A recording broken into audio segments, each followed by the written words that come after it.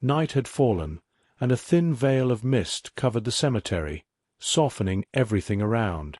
From the depths of the forest came a distant murmur, rising through the graves and reaching the sky. As Evelyn walked among the gravestones, a cold breeze brushed against her skin in the pale light of the moon, sending shivers down her spine. Evelyn had chosen this night to visit her grandmother's grave in the old family cemetery.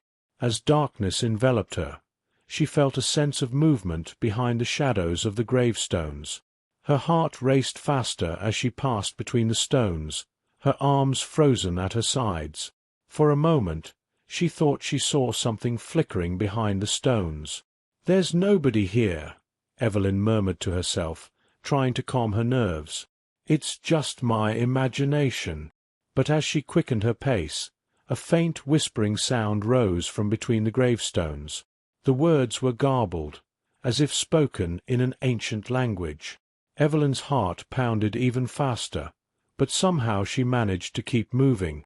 She closed her eyes and took a deep breath. When she opened them, everything seemed even darker. A scream pierced the forest from deep within. Evelyn hurried toward the exit of the cemetery, but she had lost her way in the darkness and found herself deeper among the gravestones. She stopped in front of one grave and felt a stirring from beneath the earth. A small hand reached out from a crack, followed by others. Evelyn recoiled in fear, but it was too late. The intertwined, slender fingers took shape into a figure emerging from the grave. Its eyes were hollow and terrifying, yet Evelyn's gaze somehow recognized a familiar face. As she took a step back, a voice rose from the grave. It was her grandmother's voice, but distorted into a dark and eerie tone. "Don't run away. Come back." The voice whispered, deep and ominous. Evelyn, with tears streaming down her face, tried to retreat but struggled to free her feet from the gravestones.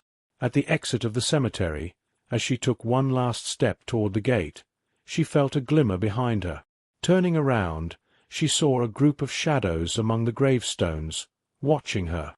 Their eyes met hers directly. For a moment, one of the shadows became clearer. It was her grandmother, but with an expression of terror and a semblance of being brought back to life. Evelyn realized she could never truly find peace in the dark corners of the cemetery. The cemetery was a place haunted by the ghosts of the past, and she had disturbed their rest. She ended the night with one last tear and left the cemetery, facing solitude and darkness.